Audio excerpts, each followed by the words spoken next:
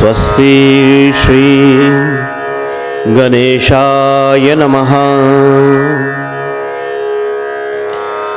गजाननं भूतगणादिसेवितं कपित्थजम्बूफलचारुभक्षणम्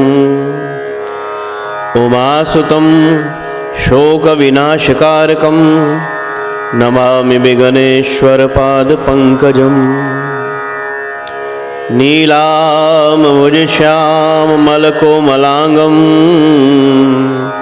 सीतासमारोपितवामभागं पाणो महास्यायकचारुचापं नमामि रामं रघुवंशनाथम्। अतुलितबलधामं हेमशयलाम्बदेहं धनुजवनकृशानं ज्ञानिनामग्रगण्यं सकलगुणनिधानं वानराणामधीशं रघुपति प्रियभगतं वातजातं नमामि। अखण्डमण्डलाकारं व्याप्तं येन चराचरं तत्पदं दर्शितं येन तस्मै श्रीगुरुवे नमः। गुरुर्ब्रह्मा गुरुर्विष्णु गुरुदेवो महेश्वराय गुरुसाक्षात् परमब्रह्मा तस्मै श्रीगुरुवे नमः। श्री गुरु चरण सरोज रज निज मन मुकुर सुधार भरणौ रघुबर विमल यश जोदायक फल चार। बुद्धिहीन तनु जानिके सुमिरो पवन कुमार बल बुद्धि विद्या देहु मोहि हरहु कलेश विकार। सियावर रामचंद्र भगवान की जय। बोलिए शंकर भगवान की जय। श्री वृंदावन बिहारी लाल की जय। श्री हनुमान जी महाराज की जय। श्री सद्गुरुदेव भगवान की जय। श्री गोस्वामी तुलसीदास जी महाराज की जय। ओम नमः पार्वती पतये हर हर हर महादेव।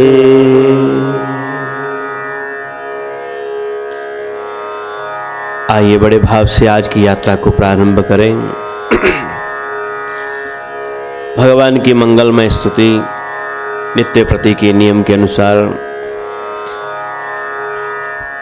श्री रुद्राष्टकम का पाठ करते हुए इस मंगल यात्रा में सभी मिलकर के प्रवेश करते हैं।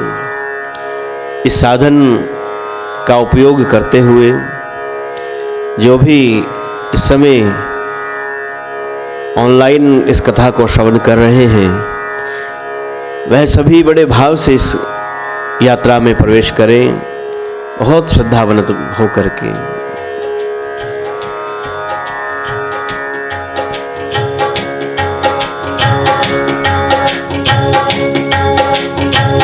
नमामि शमीशाणं निर्वाणरूपं विभुं व्यापकं ब्रह्म वेदस्वरूपं निजं निर्गुणं निर्विकल्पं निरीहं चिदाकाशमाकाशवासं भजेऽहं। नमामि शमीशाणं निर्वाणरूपं विभुं व्यापकं ब्रह्म वेदस्वरूपम्।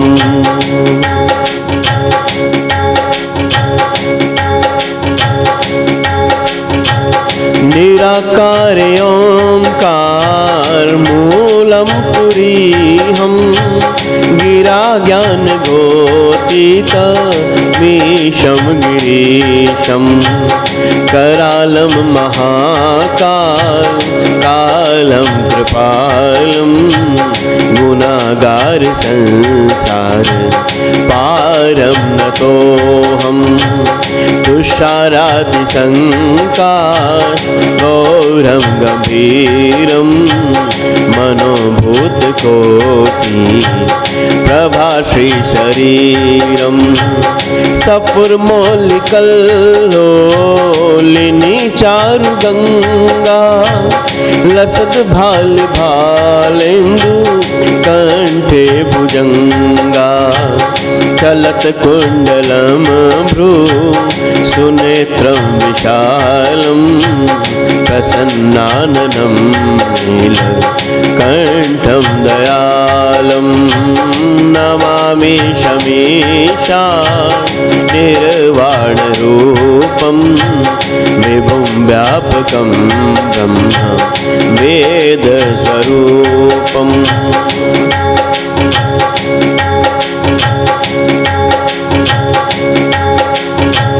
मृगाधीश चर्माम्बरं मुण्डमालं प्रियं शङ्करं सर्वनाथं भजामि प्रचण्डं प्रकस्तं प्रगल्भं परेशम् अखण्डम् अजं भानु कोटिप्रकाशं त्रैशूलनिरमूलनं शूलपाणि भजेऽहं भवानी पतिं भावगम्यं नमामि शमीशा निर्वाणरूपं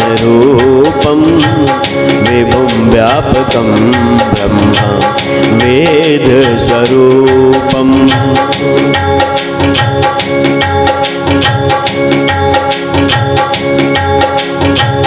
कलातीत कल्याण कल्पांतकारी सदा सच्चिदानंद दाता पुरारी चिदानंद संदोह मोहापहारी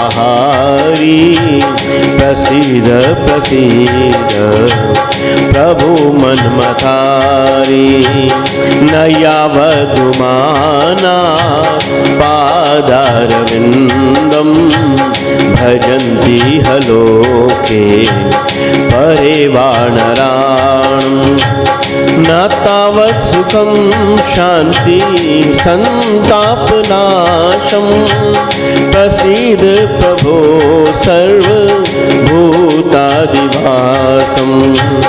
न जानामि योगं जपं नैव पूजा न तोऽहं सदा सर्वदाशं बुधोऽभ्यं जराजन्मदुःख्योद तातप्यमानं प्रभो पाहि आपन् नमामि शम्भो नमामि शमीशा निर्वाणरूपं विभुं व्यापकं ब्रह्म वेदस्वरूपं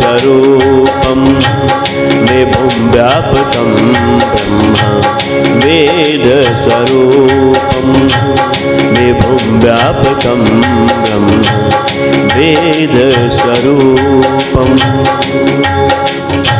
बोलिए शंकर भगवान की जय। परम मंगलमय परात्पर अखिलेश्वर करुणा के अवतार भगवान शिव श्रीमद् रामचरितमानस अंतर्गत मानस के शिव इस धारा प्रवाह में कथा गंगा में हम सभी लोग नित्य प्रति नियमानुसार गोता लगा रहे हैं। वर्तमान समय का ऐसा सदुपयोग ईश्वरीय कृपा से ही सुलभ हो पाता है।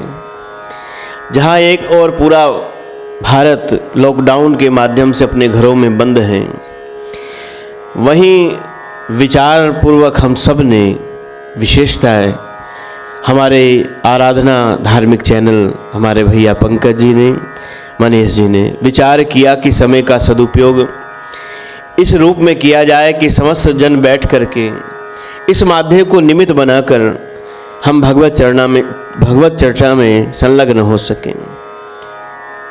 वैसे भी हमने प्रथम दिन चर्चा किया था, वही भगवत पथ का पथिक हो पाता है जिसके जीवन में पाथेय के रूप में भगवान की शक्ति उनको प्रदान होती है, जो पाथेय लेकर के राह खर्च के रूप में अपने जीवन में राम नाम संजो करके रखते हैं। और अति हरि कृपा जाहि पर होई, पाव देहि एहि मार्ग सोई। कल चर्चा कर रहे थे, भगवान शिव ने कामदेव को अपने तीसरे नेत्र से जब देखा, दो नेत्रों से भगवान को कामदेव दिखाई नहीं दिए, तब शिव तीसरा नयन उघारा, शंकर जी ने तीसरा नेत्र खोला। बड़ा सुंदर हमारे संतों ने इसकी व्याख्या किया। तीसरा नेत्र किस चीज का प्रतीक बताया गया? दो नेत्र हमारे सामान्य नेत्र होते हैं, तीसरा नेत्र हमारे भगवत कृपा का नेत्र बताया गया, हमारे ज्ञान का नेत्र बताया गया। और काम रूपी वासना को अंत करने का सबसे बड़ा महत्वपूर्ण साधन प्रभु की कृपा ही बताया गया है। अन्यथा तो कोई भी व्यक्ति वासनाओं से अपने आप को बचा नहीं सकता है। गुरुदेव लिखते हैं, तेरे दर पर दया में सर झुकाए हम भी बैठे हैं, मेहर की एक नजर कृपा कर सर झुकाए हम भी बैठे हैं। लुटेरे 5 हैं पीछे हमें जो लूटते आए। ये विषय विकार इत्यादि जो 5 प्रकार के लुटेरे हम बताए गए, वो लूट रहे हैं हमारी निधि को। उसको संजो करके रखने का केवल एक ही साधन भगवान शिव ने कहा है। मानस के शिव, इसी रूप में हम उनके प्रसाद को स्वीकार कर रहे हैं गोस्वामी जी के। भगवान कहना चाहते हैं कि जिसकी जीवन में प्रभु कृपा रूपी बल है, जो कृपा प्रभु की है, तभी वो विषय विकारों से बच पाएगा। अन्यथा तो जीवन दलदल में डूबता ही जा रहा है, डूबता ही जा रहा है। और एक दिन ऐसा आएगा, हम उस दलदल में दब करके अपने जीवन को ही समाप्त कर देंगे। आयु तो चलती ही है, श्वास सांस करके हमारे जीवन को यह समाप्त कर ही रही है। लेकिन आचार्यों का मानना है कि हमें अपने आंगन को संवारना चाहिए। आंगन क्या है? हमारा मन, जहाँ हमें भगवान की प्रतिष्ठा करनी है। हमारे घर का आंगन भी साफ नहीं होगा, कोई बाहर का व्यक्ति आकर के दूर से भी देख करके नहीं आएगा। आंगन गंदा है तो वहाँ कोई सामान्य व्यक्ति नहीं आ सकता है। और हमारा मन यदि विकारों से युक्त होगा तो भगवान तो आने का विचार भी नहीं कर सकते। भगवान ने तो एक ही घोषणा किया है ना कि निर्मल मन जन सो मोहि पावा, मोहि कपट छल छिद्र न बावा। बहुत सुंदर भाव गाया गया है।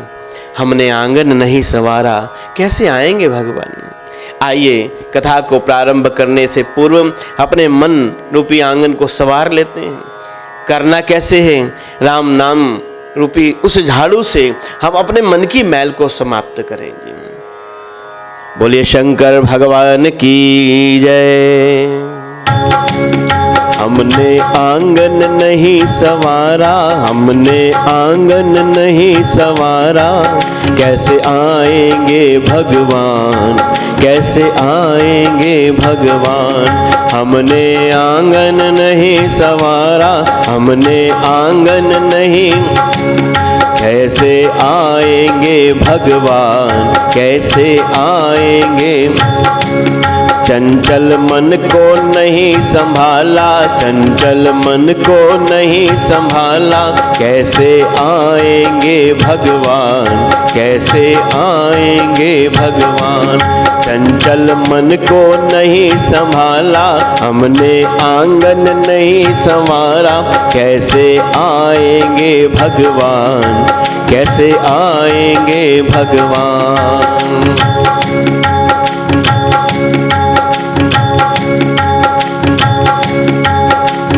हर कोने पर गंदेपन की लगी हुई है ढेरी, हर कोने पर गंदेपन की लगी हुई है ढेरी। नहीं ज्ञान की किरण कोई भी, हर कोठरी अंधेरी। नहीं ज्ञान की किरण कोई भी, हर कोठरी अंधेरी। आंगन चौबारा अंधियारा, आंगन चौबारा अंधियारा, आंगन चौबारा अंधियारा। कैसे आएंगे भगवान, कैसे आएंगे। हमने आंगन नहीं संवारा, चंचल मन को नहीं संवारा। कैसे आएंगे भगवान, कैसे आएंगे भगवान, कैसे आएंगे भगवान, कैसे आएंगे भगवान।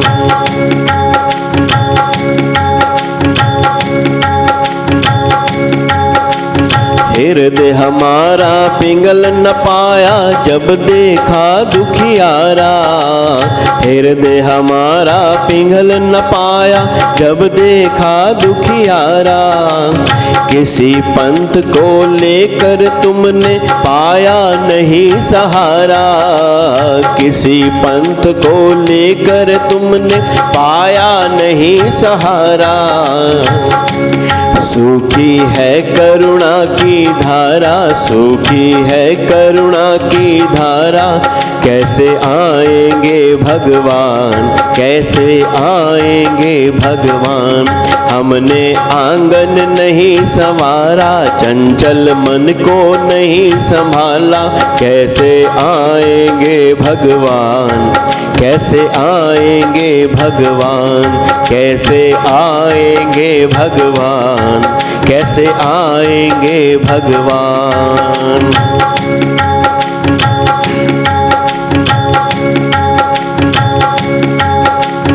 निर्मल मन हो तो रघुनायक शबरी के घर आते।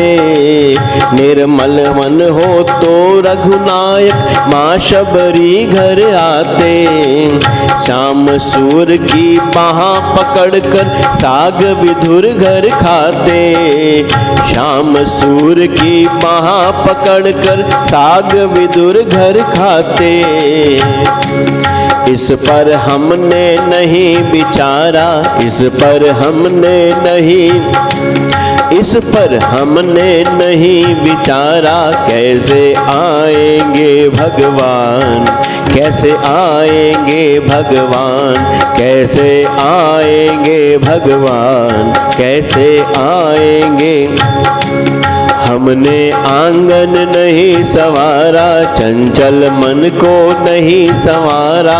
हमने आंगन नहीं संवारा, चंचल मन को नहीं संभाला। कैसे आएंगे भगवान, कैसे आएंगे भगवान, कैसे आएंगे भगवान, कैसे आएंगे भगवान, कैसे आएंगे भगवान, कैसे आएंगे भगवान।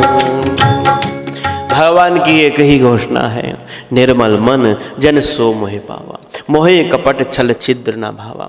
मन रूपी आंगन हमारा इस वासनाओं से मुक्त नहीं होगा, साफ नहीं होगा, भगवान कभी भी नहीं आ सकते हैं। भगवान कामदेव पर क्रोध करते हैं, उस प्रभु की कृपा रूपी तीसरे नेत्र से जला करके भस्म कर दिया। लेकिन शिव का चिंतन देखिए, शिव को काम जगा देता है और सामान्य हम जैसे मानवों को काम सुला देता है। शिव कहते हैं कि काम उसको सुला सकता है जो काम की मार से काम में लिप्त रहता है, जो राम का आश्रय नहीं लेता है। मेरा तो जीवन राममय है। शंकर जी ने क्रोध किया और एक क्षण में शंकर जी करुणा का अवतार भी ले लेते हैं। रति को भगवान कहते हैं तुम्हारा पति अब तो जल करके समाप्त हो गया, लेकिन मैं तुमको आशीर्वाद देता हूँ। वही शिव एक क्षण में क्रोध है और दूसरे क्षण में करुणा है। ये शिव का चिंतन है, ये शिव का जीवन है जी। हमारा क्रोध जो सुबह चलता है सारा दिन रहता है, हम अपने क्रोध को अपने ऊपर हावी कर लेते हैं। शिव अपने क्रोध को उतना ही उपयोग करते हैं जैसा हमारे घर के अंदर हमारे घर में सेवा करने वाला कोई सेवक होता है। जितनी देर का काम है उतनी देर सेवक को बुलाया, उसके बाद वो अपने घर चला जाता है, हम अपने घर आ जाते हैं। लेकिन हमारा क्रोध मालिक की तरह आता, जो सुबह का आया रात्रि तक अपने साथ ही रखते हैं। शिव ऐसा नहीं करते। शिव करुणा करते हैं रति के ऊपर, और करुणामय भगवान शिव ने उनको आशीर्वाद दिया कि जब यदुवंश कृष्ण अवतारा, होई हरन मही भार भारा। कृष्ण तनय होए पति तोरा, बचन अन्यथा होए न मोरा। रति को आशीर्वाद दिया कि तुम्हें को तुम्हारा पति मिलेगा। कब? जब कृष्ण का अवतार द्वापर युग में होगा। भगवान अपनी घोषणा को सिद्ध करने के लिए अवतार लेंगे। जब जब होई धर्म की हानि, बाढ़ई असुर अधम अभिमानी। अथवा तो भगवान कहते हैं यदा यदा धर्मस्य ग्लानिर भवतु भारत, जब इस भूमि पर अत्याचार बढ़ेगा तब कृष्ण अवतार लेंगे, तब उनके पुत्र प्रद्युम्न के रूप में तुमको तुम्हारा पति प्राप्त हो जाएगा। रति ने भगवान को प्रणाम किया और प्रतीक्षा करने लगी। भगवान का आशीर्वाद धैर्य के साथ रति ने स्वीकार किया है। और इधर भगवान ने समस्त जगत में घोषणा किया कि मैं राम जी की आज्ञा अनुसार ग्रस्त जीवन की ओर जा रहा हूँ, मैं ग्रस्त जीवन को अपना रहा हूँ।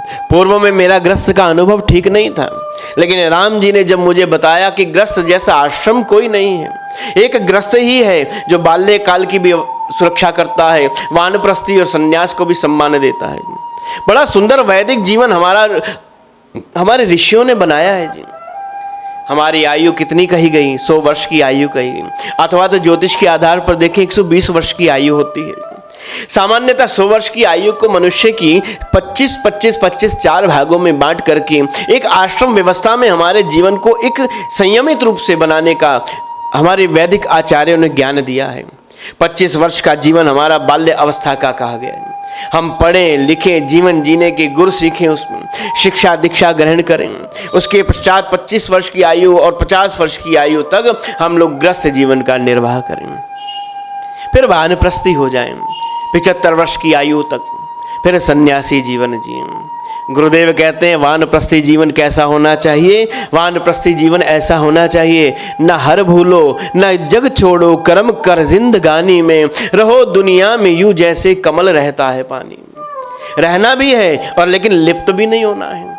कमल जैसे दलदल में रहता है, लेकिन दलदल उसके ऊपर एक अंश भी उसके ऊपर नहीं आती, क्योंकि दलदल में रहकर भी दलदल से अलग है। उसको कोई अर्थ नहीं है कि क्या चल रहा है, नीचे दलदल है या क्या है। ऐसे ही वानप्रस्थी का जीवन होना चाहिए। ग्रस्त जीवन पूर्ण होने के पश्चात 25-50 वर्ष की आयु के पश्चात वानप्रस्थी का जीवन। मने हम लोग घर में रहें, लेकिन घर से अलग रहें, ईश्वरीय चिंतन में समय का हम लोग उपयोग करें। फिर समय आने पर ईश्वर की कृपा हो, आयु चलती रहे, तो हम सभी सन्यासी होकर के जीवन जिए। जो जीवन बचे उसको ईश्वरीय चिंतन में लगाएं जी।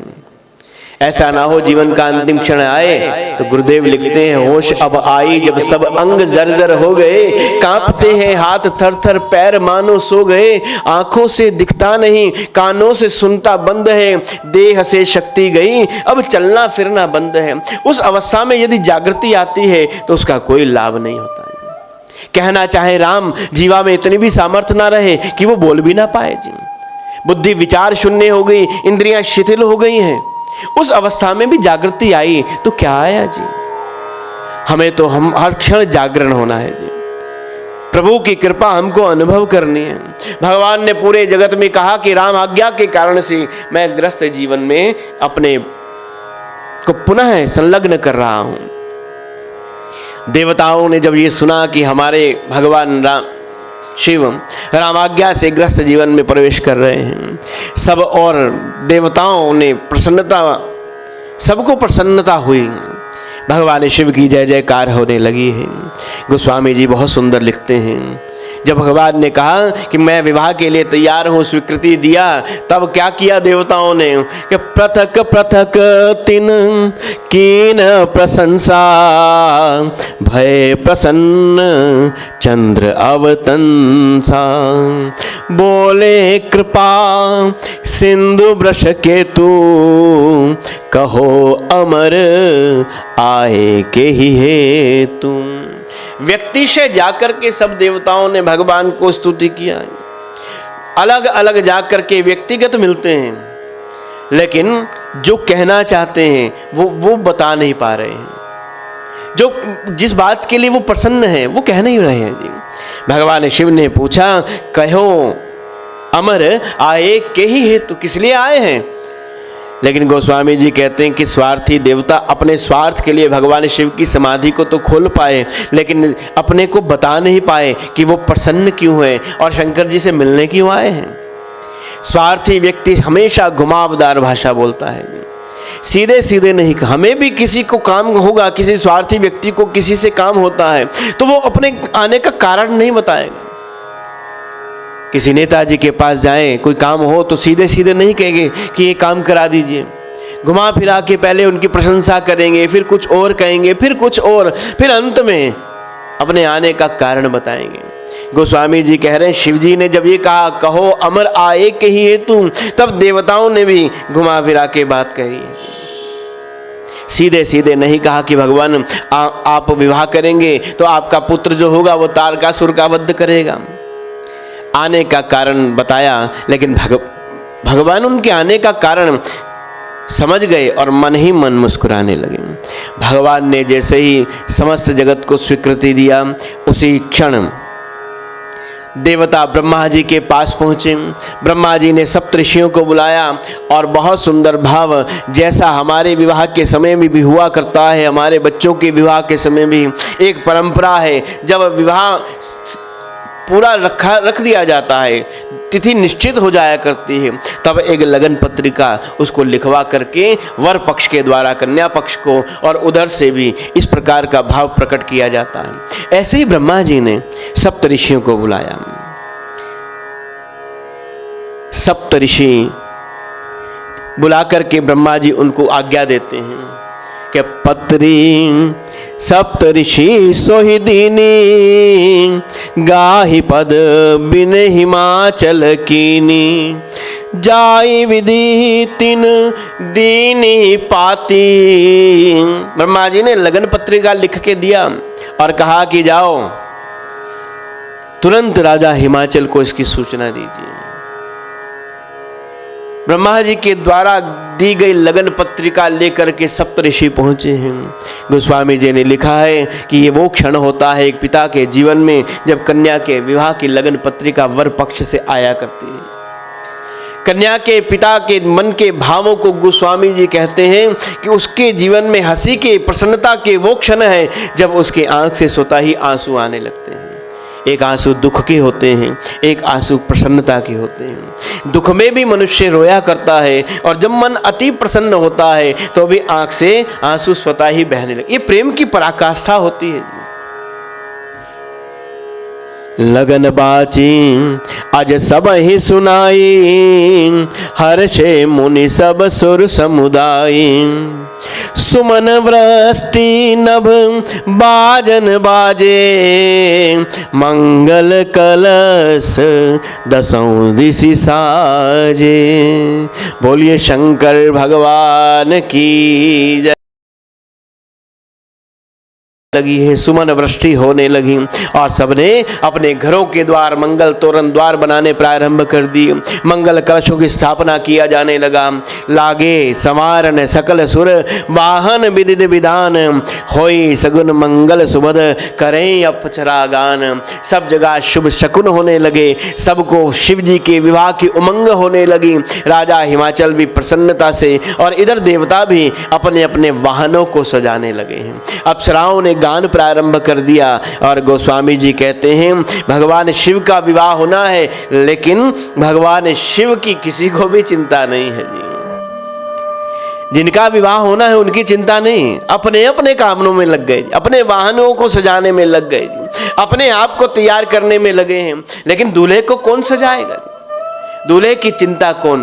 किसी को चिंता नहीं, ना उनकी माता है ना उनके पिता है। कौन उसको हल्दी लगाएगा, कौन उनके हाथ में कंगना बांधेगा, कौन उनको तैयार करेगा जी। लगे सवारन सकल सुर, वाहन विदित विधान, होए सगुन मंगल सुबद, करें अप्सरा गान। सब अपने अपने कामों में लग गए। भगवान शंकर के गण नंदी ने कहा कि बाबा जी मुझे नहीं लगता कि आपका विवाह होने वाला है। भगवान कहते तुमने ऐसा क्यों विचार किया? बोले देखो जिसका विवाह होता है उसके आसपास तो उसके मित्रों की, उसके संबंधियों की भीड़ जमा हो जाती है, आपको तो छोड़ करके ही सारे चले गए जी। भगवान का दिव्य श्रृंगार होना प्रारंभ हुआ। देवता अपनी तैयारी करते हैं, गण अपनी तैयारी करते हैं, सब अपनी अपनी तैयारी में जुटे। गण कहते हैं भगवान आप चिंता नहीं करें, आप हमारे भगवान हैं और अपने भगवान को तैयार करना ये भक्त का कार्य होता है। अपने भगवान की तैयारी करना, उसका उत्सव मनाना ये हमारा धर्म भी है, हमारा दायित्व भी है और जीवन का कर्तव्य भी है जी। देवताओं की किस प्रकार तैयारी है और गणों की किस प्रकार तैयारी है। शिव गण बाबा जी को तैयार कर रहे हैं। बड़ा तात्विक सुंदर अर्थ इस मानस के माध्यम से गोस्वामी जी ने दिया है। शिव जी की तैयारी कैसी है? कौन हल्दी लगाएगा, कौन उनको कंगना बांधेगा? भगवान शिव को तैयार कर रहे हैं। शिव कहें कैसे दूल्हा बना जाता है मुझको नहीं मालूम है जी, मुझे तो ये मालूम है कि शमशान भूमि में कैसे रहा जाता है, मुझे ये मालूम है चिता की भस्म कैसे लगाई जाती है, मुझे ये मालूम है कि जो मुर्दा मेरे शमशान भूमि में आया है उसके साथ कैसे रहना है, मुझे ये नहीं मालूम दूल्हा कैसे बनना है जी, मुझे ये नहीं मालूम कैसे हल्दी लगनी है, कैसे कंगना बनना है। शिवगण कहते हैं कि ऐसा श्रृंगार बाबा जी आपका करेंगे, आप चिंता ना करो, आपको नहीं मालूम, लेकिन हमने तो कई जगह देखा है, कई शादियों में देखा है, दूल्हा एक वाहन पर बैठ करके जाता है, बहुत सुंदर तैयार किया जाता है, बहुत आकर्षक दूल्हा लगता है। सब में ज़्यादा शोभा किसकी होती है? बोले उस घोड़े पर बैठे हुए दूल्हे की होती है। भगवान आप चिंता ना करें जी, आपको हम तैयार करेंगे, ऐसा तैयार करेंगे कि आज से पहले ऐसा दूल्हा किसी ने नहीं देखा और आज के बाद ऐसा दूल्हा कोई जगत देखेगा भी नहीं। हमारे पुराणों में दो ही देवता हैं जिनकी बारात निकला करती है जी, एक भगवान राम जी की और एक भगवान शंकर जी की। भगवान राम जी की बारात विलक्षण बारात होती है जी, और भगवान शिव की बारात अद्भुत बारात है। कैसा सुंदर तात्विक वर्णन करते हैं। शिव श्रृंगार का भाव दर्शन से भरा हुआ है। गोस्वामी जी कहते हैं बच्चों को तो खूब सजाया है, जगत के दूल्हे खूब सजाए, अब जगदीश्वर को सजाने की बारी है। गोस्वामी जी ने जो पंक्तियां लिखी हैं, आइए उन पंक्तियों का हम लोग गान करें। बहुत भाव से शंकर जी को तैयार करते हैं जी।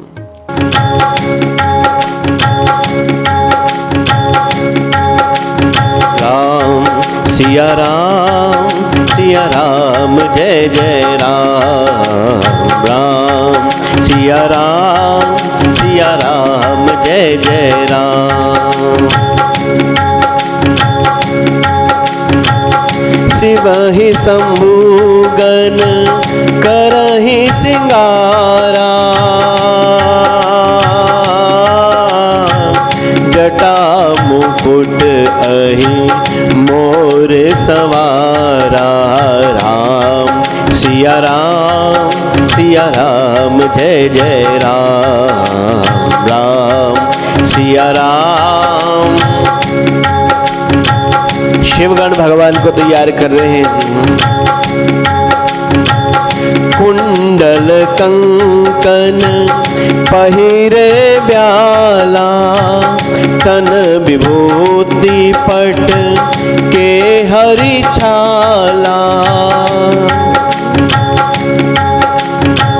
शशि ललाट सुंदर सिर गंगा,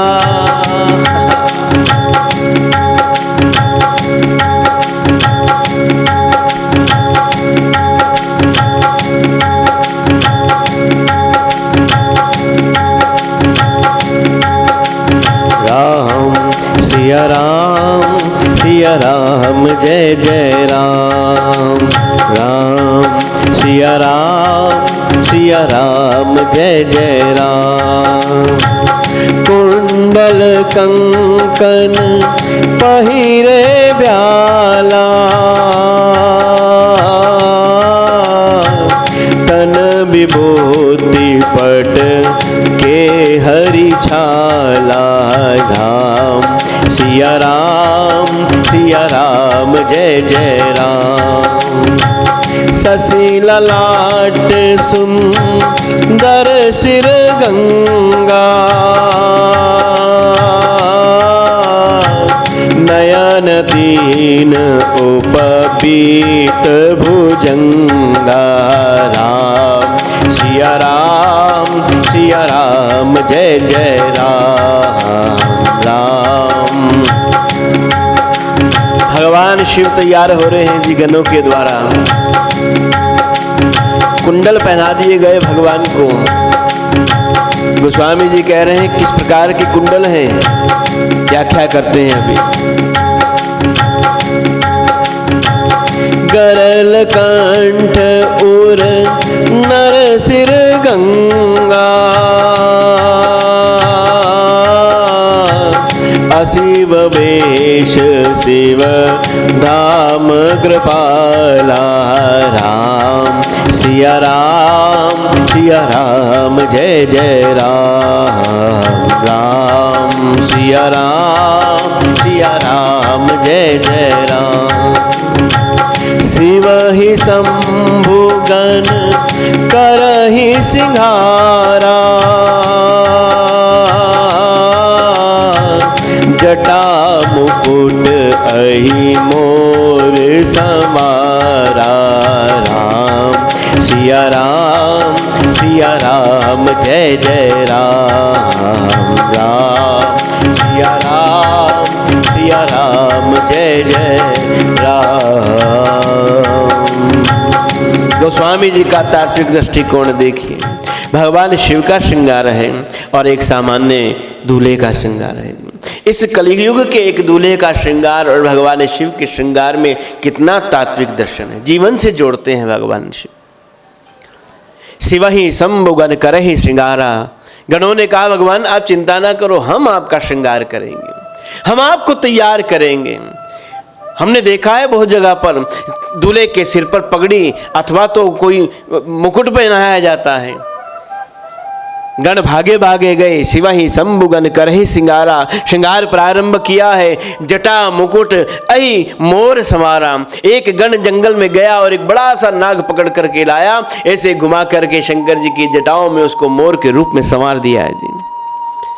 कुंडल कंकन पहिरे ब्याला, छोटे छोटे कुंडल पहना दिए गए और उनके कंकण पहना दिए गए।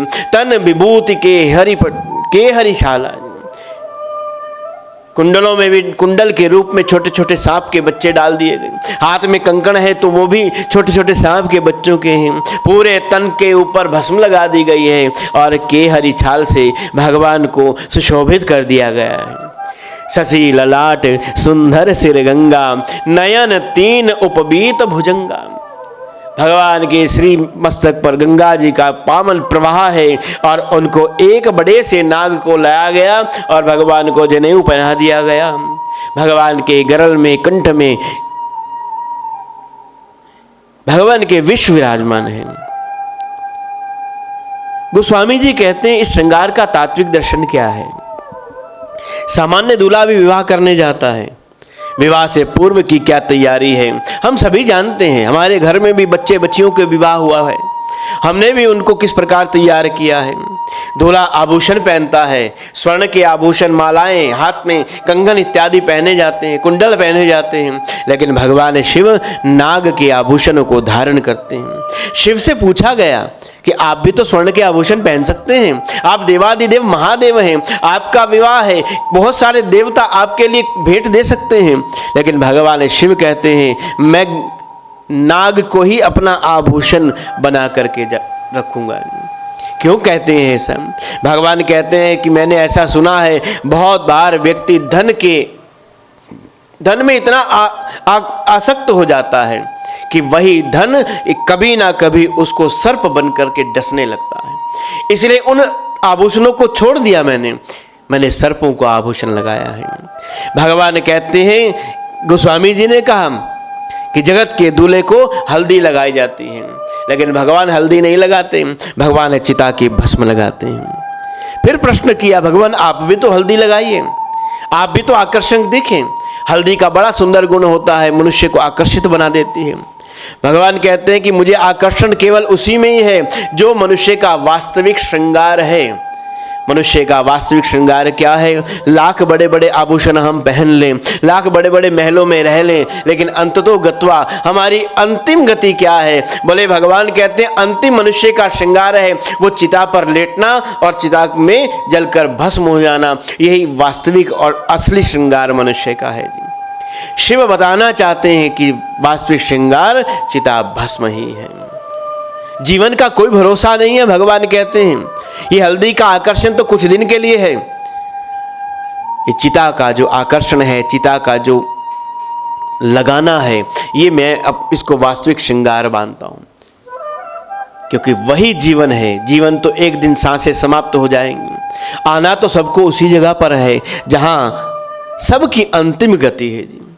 कितना भी सजा लो, कितना भी हम बड़े बड़े महलों में रह लें, लेकिन अंत में तो सब मिट्टी ही होना है जी।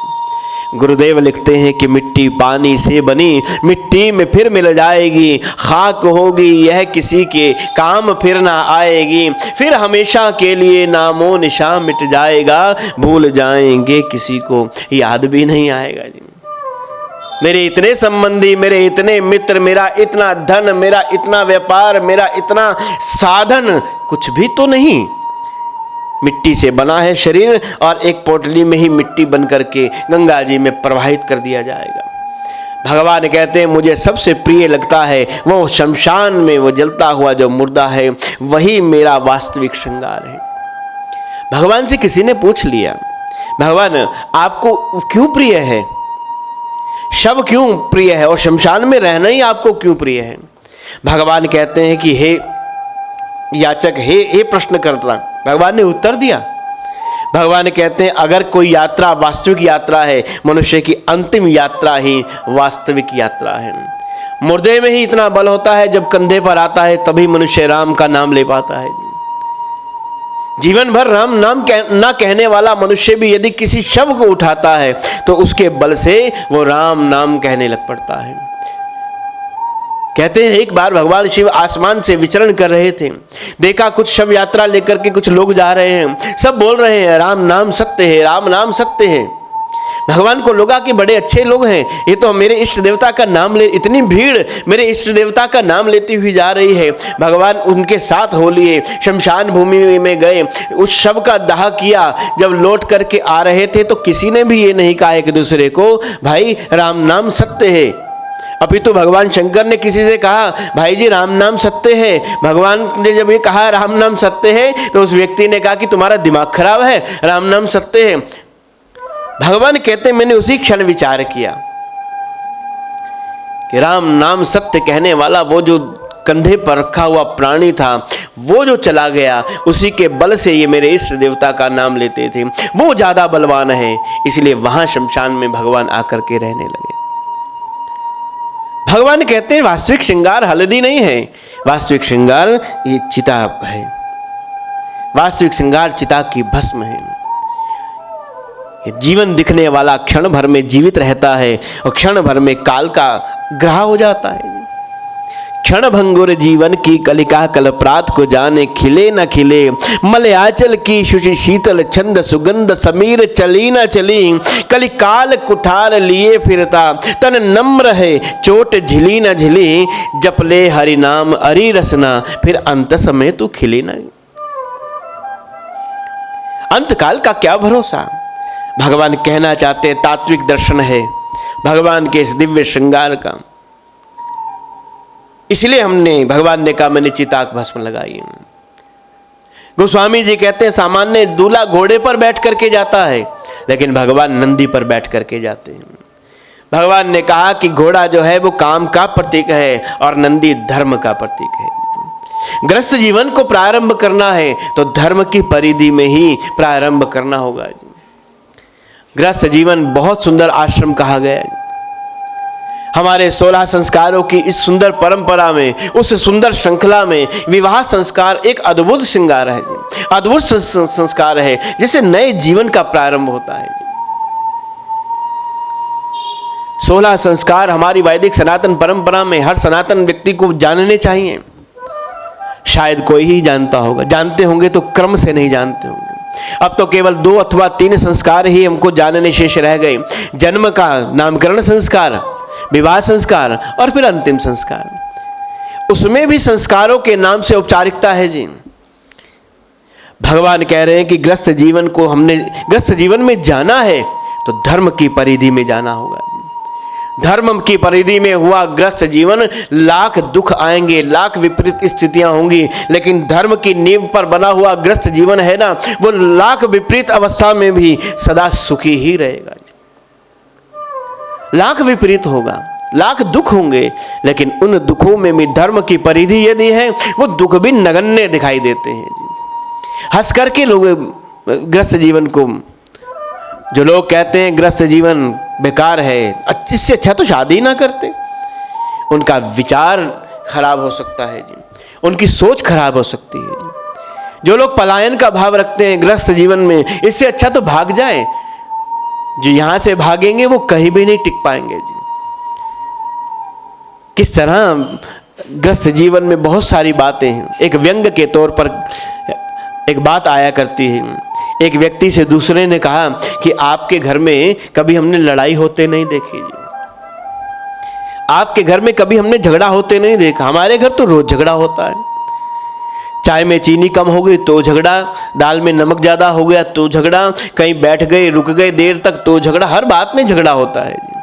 लेकिन आपके बंधु, आपके घर में हमने कभी झगड़े की आवाज नहीं सुनी। जब भी सुना तो हमने हंसने की आवाजें आई है। कभी आपकी आवाज आती है, कभी आपकी श्रीमती जी की हंसने की आवाज आती है।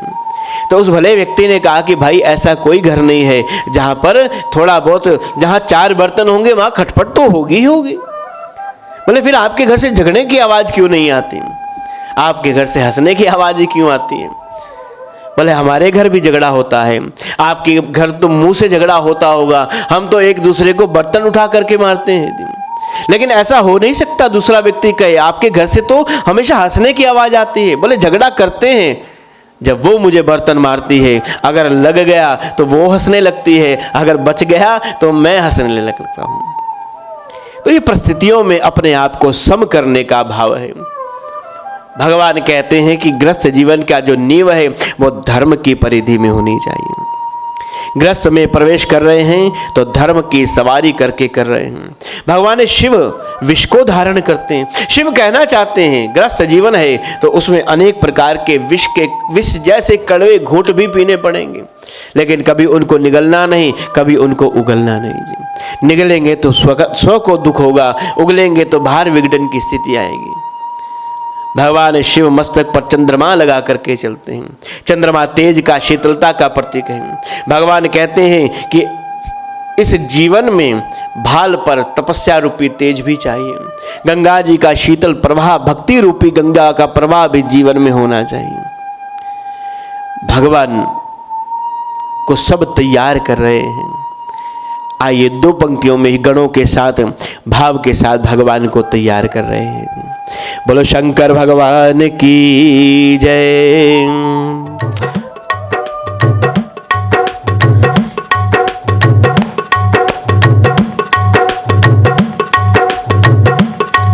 हमारे शिव दूल्हा बनाए जाएंगे, हमारे शिव दूल्हा बनाए जाएंगे, हमारे शिव दूल्हा बनाए जाएंगे, हमारे शिव दूल्हा बनाए।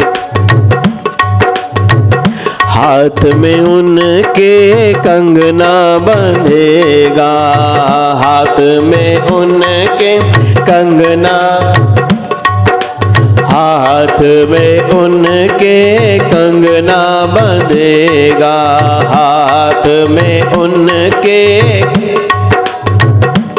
और पटरी पर बिठाए जाएंगे, हमारे शिव दूल्हा बनाए जाएंगे, हमारे शिव दूल्हा बनाए। हम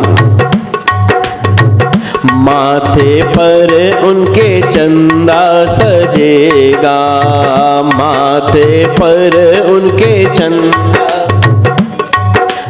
जयकार बुलाए जाएंगे, हमारे शिव दूल्हा बनाए जाएंगे, हमारे शिव दूल्हा बनाए जाएंगे, हमारे शिव दूल्हा बनाए जाएंगे। इस भाव के साथ इस भगवान शिव को तैयार किया गया। गोस्वामी जी बहुत सुंदर दर्शन करा रहे हैं। शिव का श्रृंगार तात्विक श्रृंगार है। शिव का श्रृंगार एक एक जीवन मूल्यों से भरा हुआ श्रृंगार है। अगर भस्म लगाई है उसका भी कोई अर्थ है, गले में विष है उसका भी कोई अर्थ है, मस्तक पर चंद्रमा है तो उनका भी कोई अर्थ है। समस्त प्रकार के उन तत्वों को धारण करके भगवान शिव दूल्हा बन करके जा रहे हैं। बोलो शंकर भगवान की जय।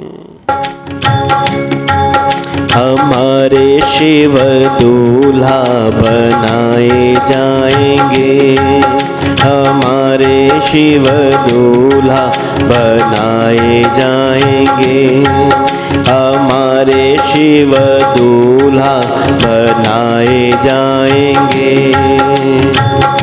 हाथ में उनके कंगना बंधेगा, हाथ में उनके कंगना बंधेगा, पटरी पर बिठाए जाएंगे, हमारे शिव दूल्हा बनाए जाएंगे।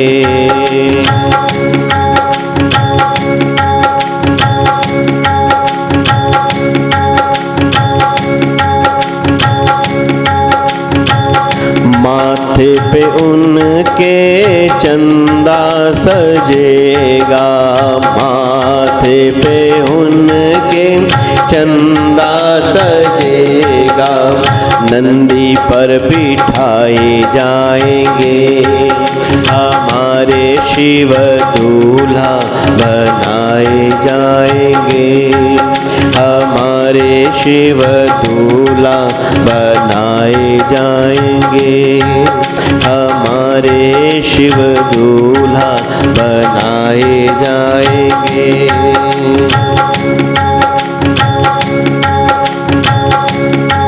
इस प्रकार गणों ने भगवान शंकर जी को तैयार किया।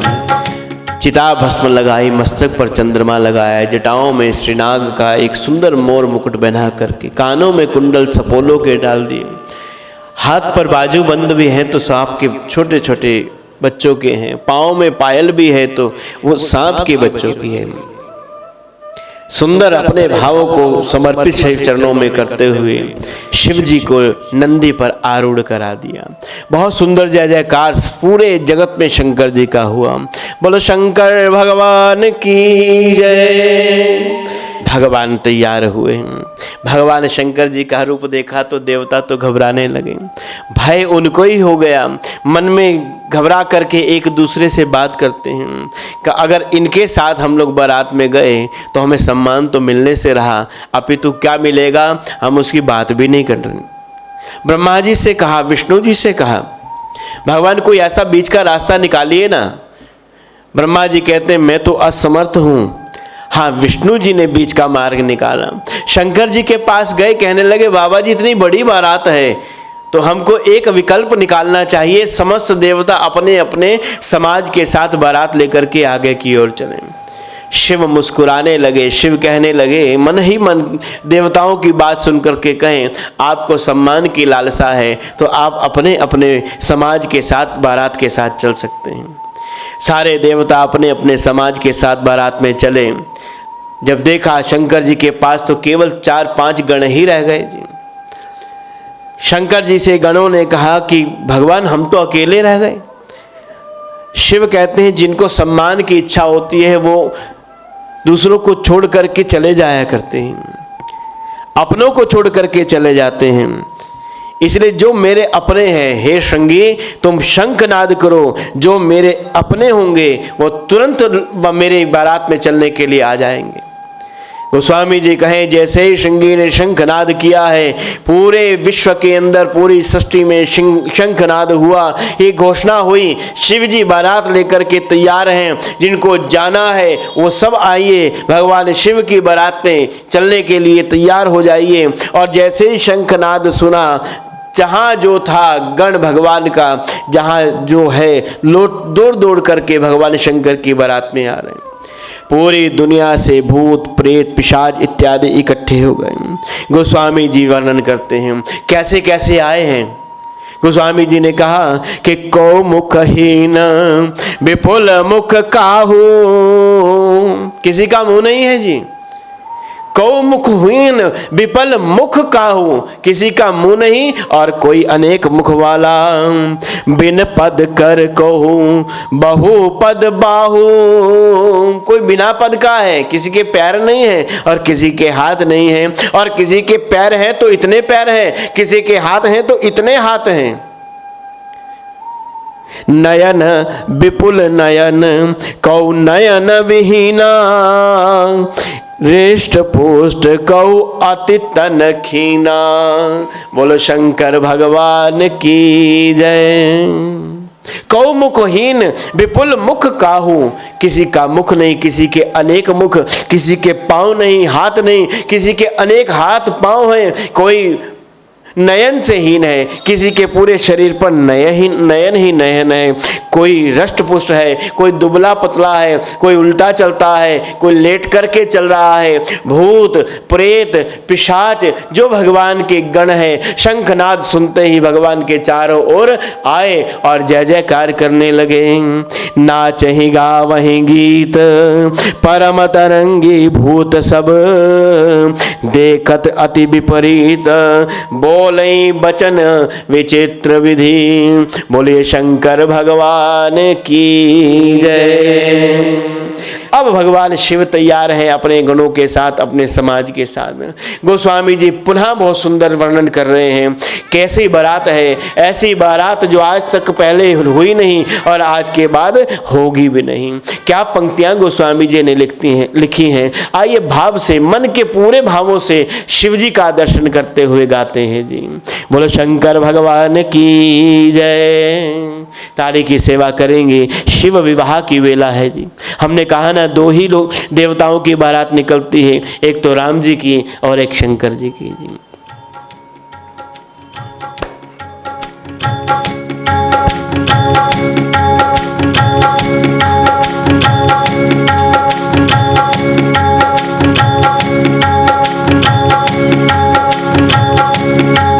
सब भाव से गाइए शंकर जी के विवाह की पावन पंक्तियां हैं जी। किस प्रकार की बारात है। नाचहि गावे गीत परम तरंगी भूत सब, देखत अति विपरीत बोलई वचन विचित्र विधि। ओ हो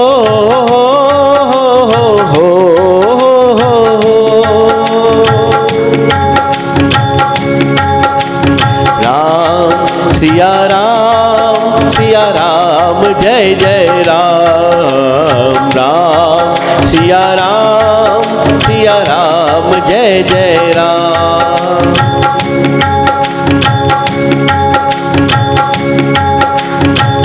जस दूला तस बनी बाराता,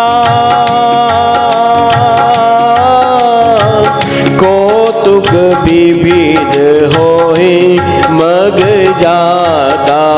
राम सिया राम जय जय राम, राम सिया राम जय जय राम। यहाँ हिमाचल रचयो बिताना, अति विचित्र नहीं जाई बखाना।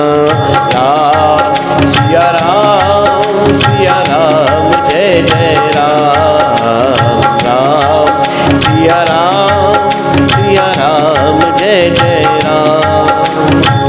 जस दूला तस बनी बराता,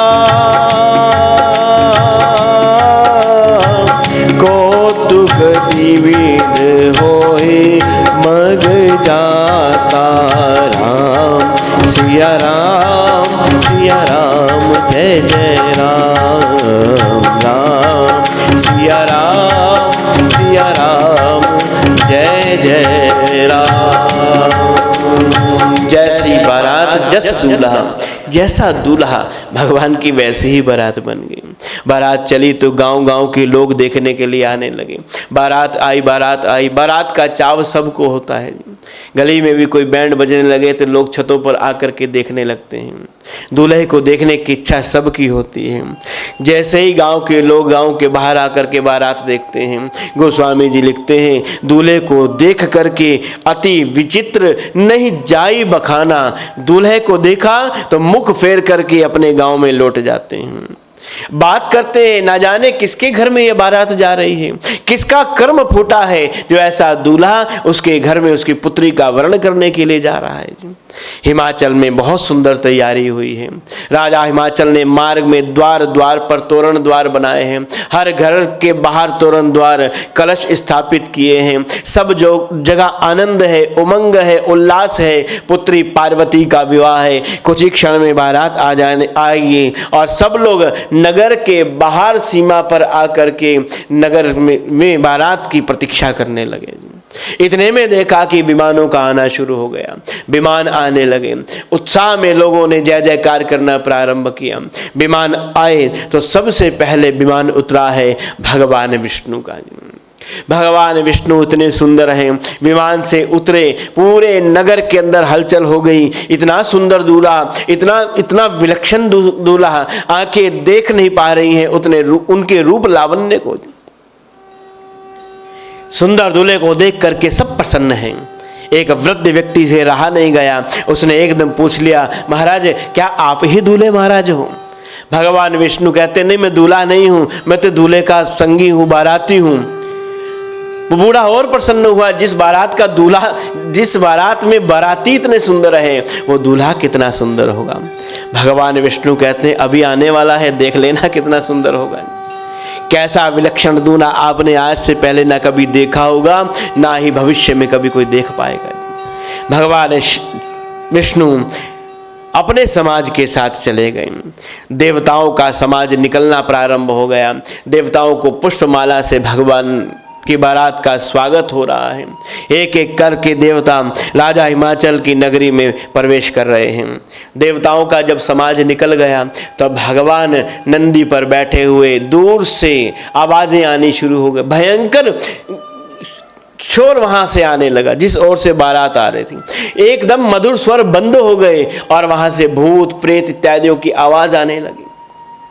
बारात आई। सब लोग बारात की प्रतीक्षा करने लगे और ऐसी बारात अति विचित्र नहीं जाई बखाना। गांव के लोग जो स्वागत करने आए थे भाग गए उन बारातियों को देख करके। कौ मुखहीन विपुल मुख काहू, किसी का मुख नहीं, किसी के अनेक मुख, किसी के पांव नहीं, किसी के अनेक पांव, किसी के हाथ नहीं, कोई अनेक हाथों वाला, अनेक नयनों वाला, अनेक प्रकार से भयंकर आवाज गर्जना करने वाले भगवान शिव के बाराती देखे तो सब समाज वहां से हाय हाय करता हुआ चला गया। भगवान कहते हैं शिव जी की बारात अद्भुत बारात है। शिव समाज सब देखने लागे, बिडरी चले वाहन सब भागे। शंकर जी की बारात को देखा तो सब समाज वहां से भाग गया, अपने अपने वाहन छोड़ करके भागे। जूते चप्पल इत्यादि सब पैर छोड़ करके भागे। सब ये कहें अपनी जान बचाओ, जीवित रहेंगे तो फिर किसी और की बारात देख लेंगे, जीवन ही नहीं रहेगा। तो ऐसी बारात को देखने के पश्चात यहाँ से तो भागना ही उचित है। सब भागे हैं। गण कहने लगे, महाराज अभी तो केवल बारात का आगमन ही हुआ है, स्वागत की तो क्या कहें। शिव कहें शायद यहाँ स्वागत की यही परंपरा होगी, इसी प्रकार से बारात का स्वागत करते होंगे। बारात धीरे धीरे राजभवन की ओर बढ़ती है जी। बारात धीरे धीरे उस जगह जा रही है जहाँ पर राजा हिमाचल ने बारात के स्वागत की और कन्यादान के लिए विवाह मंडप तैयार किया है जी। गोस्वामी जी कहते हैं भगवान शिव के मन में भाव उत्पन्न होने लगे हैं। देवता भगवान के मुखमंडल को देखते हैं और चिंता मग्न हो गए, कहीं भगवान को क्रोध ना आ जाए। भगवान के क्रोध से सब परिचित हैं। भगवान पूरे समाज को लेकर के बारात राजभवन की ओर बढ़ती है। सूचना मिली मैना माता को। मैना ने अपनी वैदिक सनातन परंपरा के अनुसार द्वार पर आए हुए दूल्हे के रूप में भगवान का दर्शन किया, भगवान की भावना मन में रखी और उनकी पूजा के लिए आरती का थाल सजाया है। सुंदर गान, जल का पात्र रखा, एक दीपक का वहाँ पे सृजन किया है और सखियों के साथ भगवान के लिए मंगल गान करती हुई जा रही हैं। आइए भाव से इस मंगल गान में अपने आप को जोड़ें। भगवान शिव के लिए मंगल गान, किस प्रकार देवता भी उस गान में सम्मिलित हैं। माँ मैना सखियों के साथ गान कर रही है। बोलिए शंकर भगवान की जय। शिव शंकर की आई है बारात, चलो सब दर्शन करें। हर हर महादेव। माँ मैना आरती का थाल सजा करके बारात के स्वागत के लिए चली है। सुंदर गान सखियों के साथ मिलकर कर रही है। भाव से आइए तारी की सेवा करते हैं।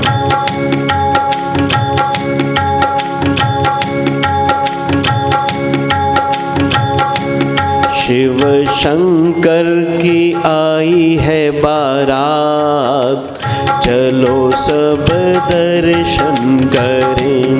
शिव शंकर की आई है बारात, चलो सब दर्शन करें। भोले बाबा की आई है बारात, चलो सब दर्शन करें।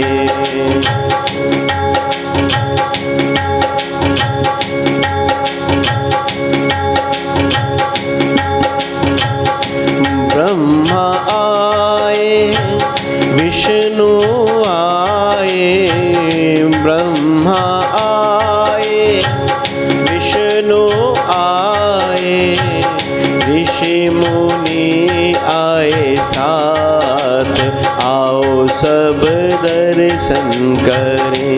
भोले बाबा की आई है बारात, चलो सब दर्शन करें।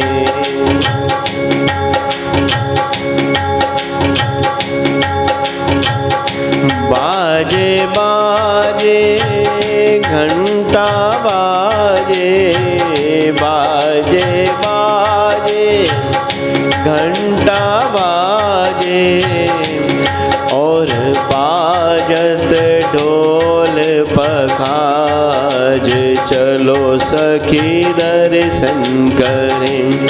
और बाजत ढोल पखाज, चलो सब दर्शन करें। भोले बाबा की आई है बारात, चलो सब दर्शन करें।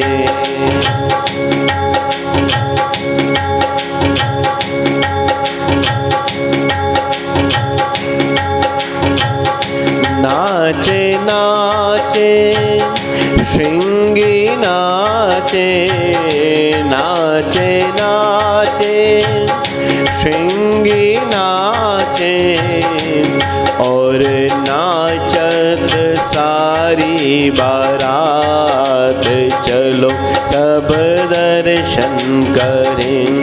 और नाचत सारी बारात, चलो सब दर्शन।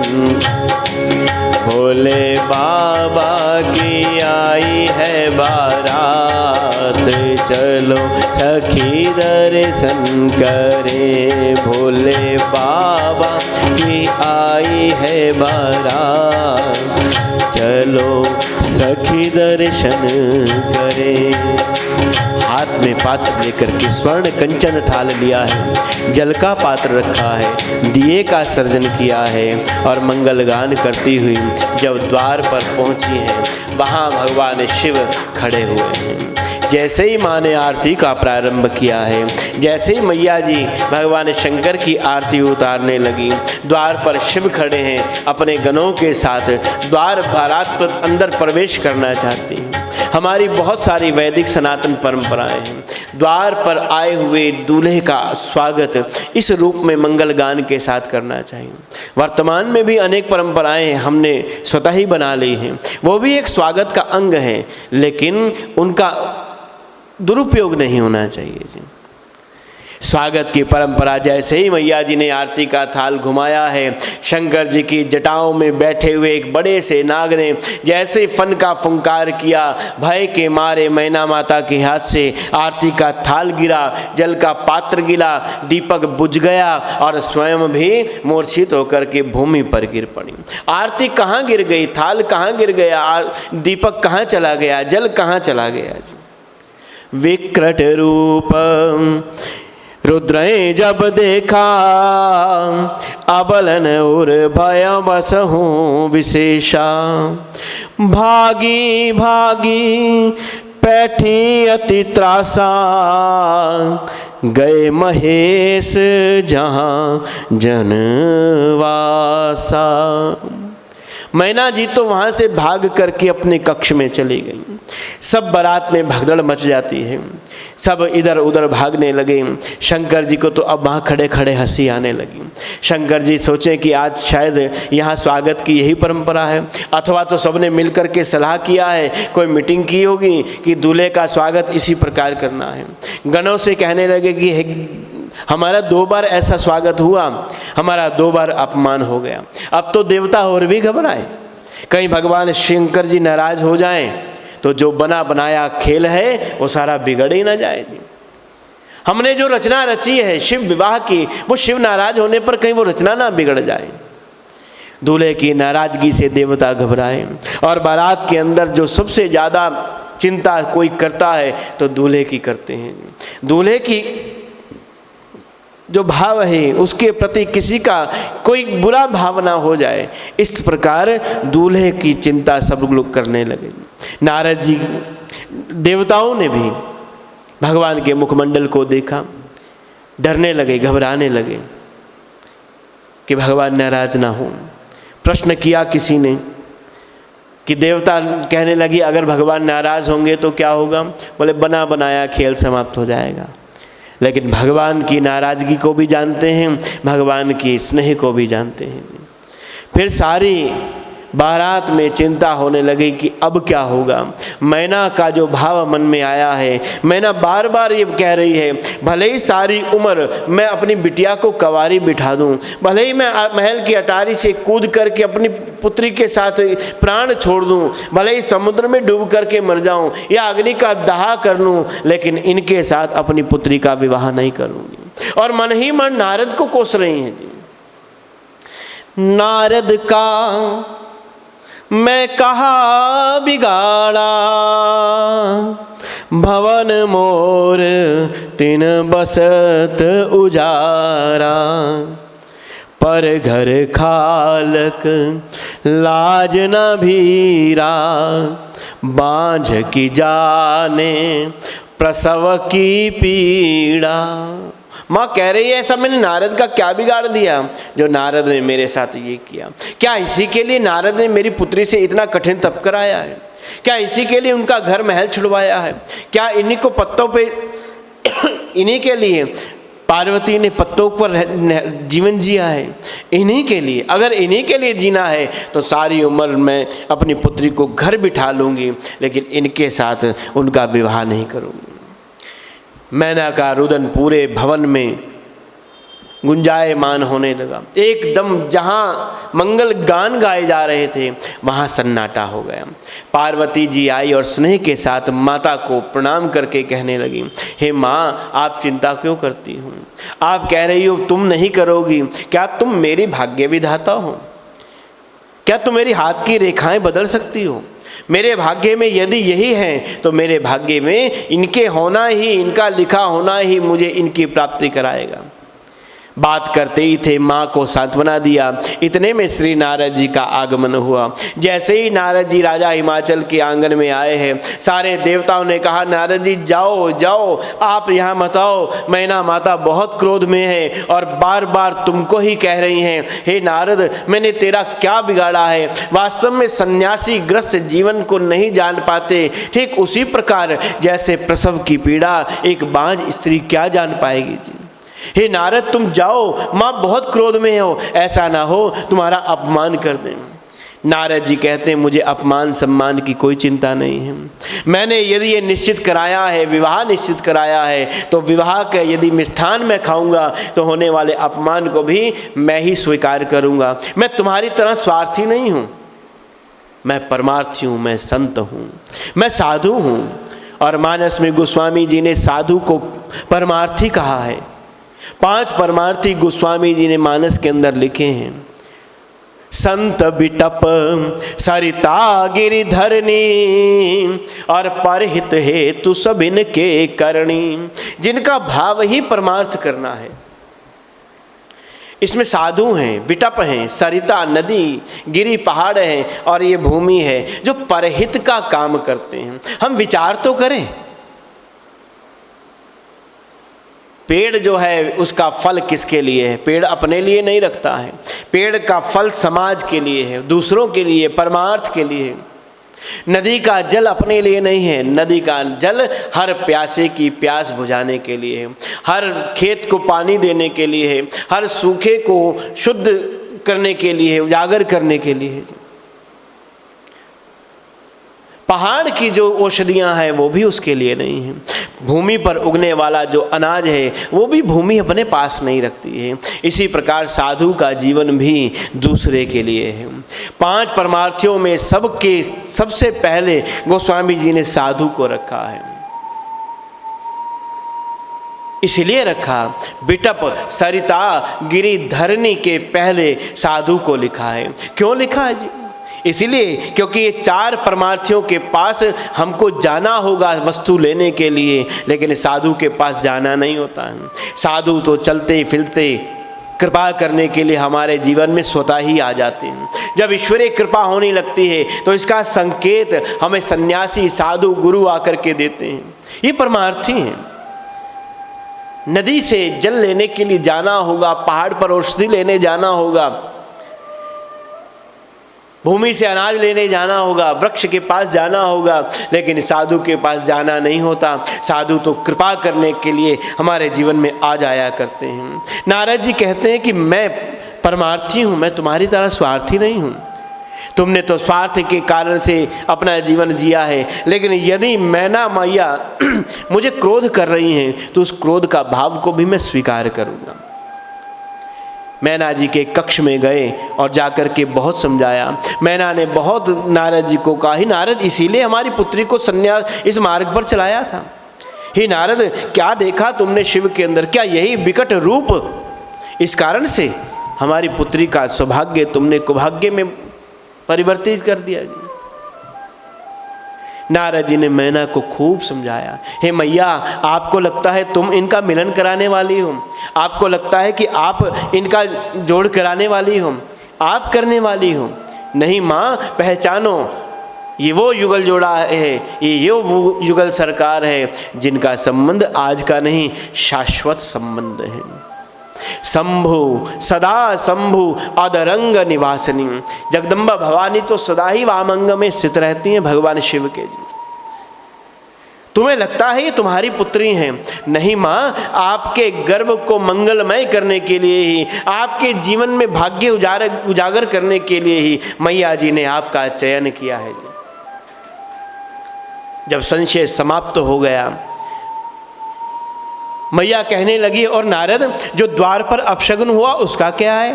पानी का जल भी, पात्र भी गिर गया, दीपक भी बुझ गया, आरती भी समाप्त हो गई, अपशगुन जो हुआ उसका क्या?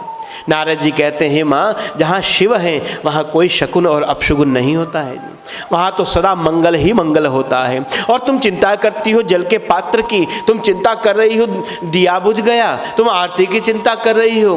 तुमको ये विचार होना चाहिए कि ये दिया क्यों बुझा, ये जल क्यों गिरा, ये आरती क्यों गिर करके थाल गिर गया।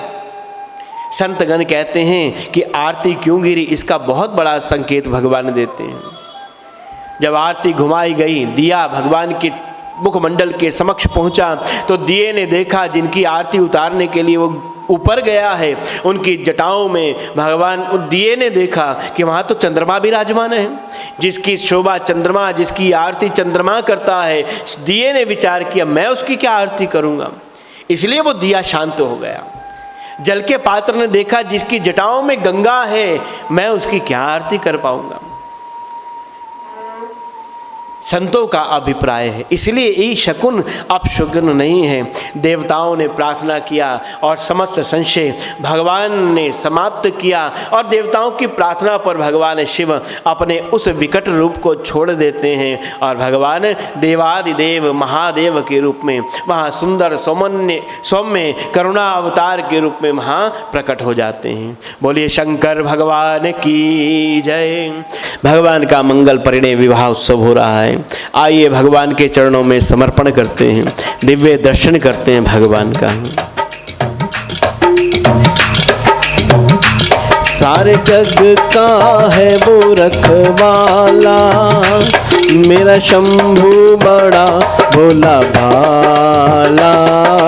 बम भोला बम भोला बम भोला, बम भोला बम भोला बम भोला, बम भोला बम भोला बम भोला, बम भोला बम भोला बम भोला।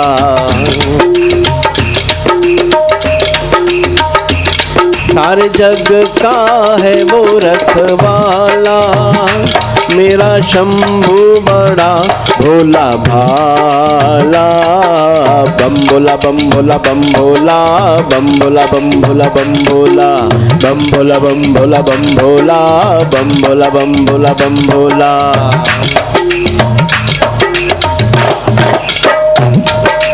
अमृत सबको देता है, आप जहर पी लेता है। अमृत सबको देता है, आप जहर पी लेता है। महल दिए हैं औरों को, खुद शमशान में रहता है। महल दिए हैं औरों को, खुद शमशान में रहता है। नीलकंठ कहलाता है, भांग धतूरा खाता है। नीलकंठ कहलाता है, भांग धतूरा खाता है। ना दीवाली ना उसका दीवाला, मेरा शंभू बड़ा भोला भाला। बम भोला बम भोला बम भोला, बम भोला बम भोला बम भोला, बम भोला बम भोला बम भोला, बम भोला बम भोला बम भोला।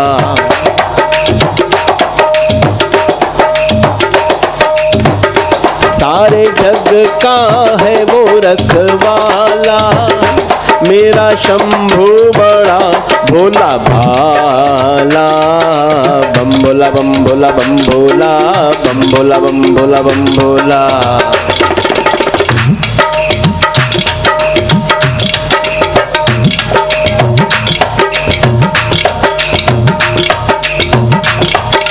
गंगा को सिर पर धारा, मस्तक चंद सोहे प्यारा। गंगा को सिर पर धारा, मस्तक चंद सोहे प्यारा। रुंड मुंड की माला है, जिसने जग मोह सारा है। रुंड मुंड की माला है, जिसने जग मोह सारा है। नाम जो तेरा गाता है, जो मांगो मिल जाता है। नाम जो तेरा गाता है, जो मांगे मिल जाता है। ना वो ताली रखे ना वो ताला। बम भोला बम भोला बम भोला, बम भोला बम भोला बम भोला, बम भोला बम भोला बम भोला, बम भोला बम भोला बम भोला। सारे जग का है वो रखवाला, मेरा शंभू बड़ा भोला भाला।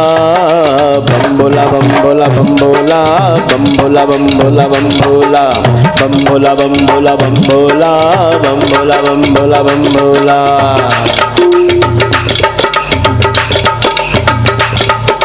शरण में तेरी आया हूँ, जग का बड़ा सताया हूँ। शरण में तेरी आया हूँ, जग का बड़ा सताया हूँ। मुश्किल मेरी दूर करो, मैं तो बड़ा घबराया हूँ।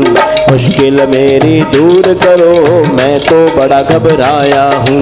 खाता देख न तू मेरा, भला बुरा जो हूँ तेरा। खाता देख न तू मेरा, भला बुरा जो हूँ तेरा। वरना हो जाए गड़बड़ घोटाला।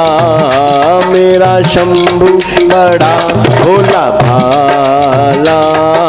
बम भोला बम भोला बम भोला बम भोला बम भोला बम भोला बम भोला बम भोला बम भोला बम भोला बम भोला बम भोला। सारे जग का है वो रखवाला, मेरा शंभू बड़ा भोला भाला। बम भोला बम भोला बम भोला बम भोला बम भोला बम भोला बम भोला बम भोला बम भोला बम भोला बम भोला बम भोला। बोलो शंकर भगवान की हर हर महादेव। भगवान देवादिदेव महादेव भगवान देव स्वरूप में उस स्थान पर पहुंच रहे हैं जहां पर विवाह मंडप का निर्माण किया गया है। शिव जी उच्च आसन पर विराजमान हुए। सुंदर श्रृंगार किए समस्त सखियां पार्वती जी को लेकर के मंडप में पहुंचती हैं। अब सभी की दृष्टि उस क्षण को देखने के लिए लालायित हैं जब राजा हिमाचल अपनी कन्या का पाणी ग्रहण संस्कार कन्या दान करेंगे। बृहस्पति जी से सबने कहा कि आप जल्दी जल्दी इस संस्कार को पूर्ण कराइए जी। और देवता तो इतने ही उत्साहित हैं, बृहस्पति जी से कहने लगे महाराज गुरु जी जरा छोटे छोटे मंत्र पढ़ना जी, जल्दी जल्दी विवाह संस्कार पूर्ण करा देना जी। लगता है शायद अब वो परंपरा इसी भाव में है जी। अभी भी विवाह होते हैं तो पहले ही ब्राह्मण देव को बोल देते जल्दी जल्दी करना है जी। ऐसे ही देवताओं ने कहा महाराज जरा शीघ्रता से विवाह करेंगे। गणपति जी का पूजन करके के उपरांत विवाह की समस्त वैदिक सनातन क्रियाएं पूर्ण की जा रही हैं जी। भगवान शंकर जी के समक्ष शाखोचार को पढ़ा गया। हमारी इस परंपरा में शाखोचार वो पद्धति है जब शाखा का उच्चारण किया जाता है वर पक्ष के और कन्या पक्ष के जी। कन्या पक्ष की ओर से जब शाखोचार का बात कहा गया तो राजा हिमाचल ने तो अपनी वंशावली शाखा समस्त बता दी। भगवान शिव की ओर जब शाखा बताने का कहा गया, भगवान शंकर जी कहें किनका नाम बताना है तो कहा गया कि आप अपने परदादा जी का नाम बताइए। शंकर जी दाएं बाएं देखे परदादा कौन है, बोले शंकर जी को दिखाई दिए ब्रह्मा जी, सफ़ेद दाढ़ी लंबी दाढ़ी, बोले परदादा तो बूढ़ा ही होते हैं। शंकर जी ने ब्रह्मा जी का नाम बता दिया, बोले ब्रह्मा मेरे परदादा हैं। फिर ब्राह्मण देव ने कहा कि अब आप अपने दादाजी का नाम बताएं। भगवान ने वहाँ विष्णु जी का नाम कहा, बोले मेरे ये दादा हैं। अब शंकर जी से जब पूछा गया अब आप अपने पिताजी का नाम बताइए, तब शंकर जी कहे मेरे कोई पिता नहीं है, मेरी कोई माता नहीं है, मैं ही अपना पिता हूँ, मैं ही अपना माता हूँ। ना मेरा कोई पिता ना कोई माता, मैं ही समस्त जगत का माता और मैं ही समस्त जगत का पिता हूँ। बोले शंकर भगवान की जय। अब राजा हिमाचल और मैना बड़े ही भाव से अपनी कन्या का हाथ लेते हैं और भगवान शंकर जी के हाथ में उस कन्यादान के लिए देते हैं। ये वो कर्म है, ये वो यज्ञ है जो एक पिता अपने पुत्री के लिए इस कर्म को पूर्ण करते हैं। शास्त्र में कहा गया कि कन्यादान करने से कितने यज्ञों का फल एक साथ ही मिल जाया करता है। इस दान का भाव कन्या के पिता को प्राप्त होता है जी। राजा हिमाचल भी बड़े भाव से पुत्री का कन्यादान करने जा रहे हैं। सारे देवी देवता अब उस क्षण की प्रतीक्षा में हैं जब राजा हिमाचल वैदिक मंत्रों के उच्चारण के पश्चात कन्यादान पूर्ण करेंगे। गोस्वामी जी ने लिखा है जी, भाव से आइए, ये 3 चौपाइयाँ हैं कन्यादान के संदर्भ में, आइए गा लेते हैं। भगवान कहते हैं कन्यादान के लिए इन गाई हुई चौपाइयों का बहुत प्रभाव हमारे जीवन में आता है। हमारी इस पौराणिक परंपरा में 3 प्रकार के मंगल हैं, पार्वती मंगल, रुक्मणी मंगल और जानकी मंगल। राम कथा में 2 मंगल आया करते हैं, जानकी मंगल और पार्वती मंगल। श्रीमद् भागवत में रुक्मणी मंगल के माध्यम से रुक्मणी जी का भगवान कृष्ण के साथ विवाह होता है। पार्वती मंगल में भगवान शिव का माँ पार्वती जी के साथ परिणय उत्सव है और जानकी मंगल में भगवान राम जी का जानकी जी के साथ विवाह है। आइए भाव से इन चौपाइयों का गान करते हैं। बोलो शंकर भगवान की जय, बोलिए अम्बे मैया की जय। राम सिया राम जय जय राम, राम सिया राम जय जय राम।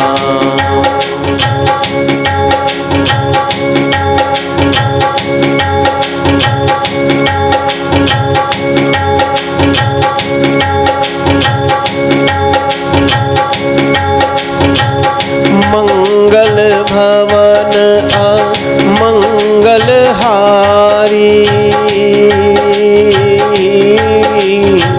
ब्रह्महु सुदशरथ अजर बिहारी।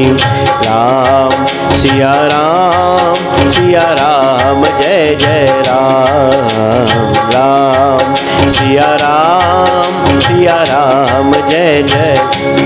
ओ पाणी ग्रहण जब कीन महेशा, ये हर्षे तब सकल सुरेशा। राम सिया राम जय जय राम, राम सिया राम। ओ वेद मंत्र मुनि वर उच्चरहि, जय जय जय शंकर सुर करहि। राम सिया राम जय जय राम, राम सिया राम जय जय राम।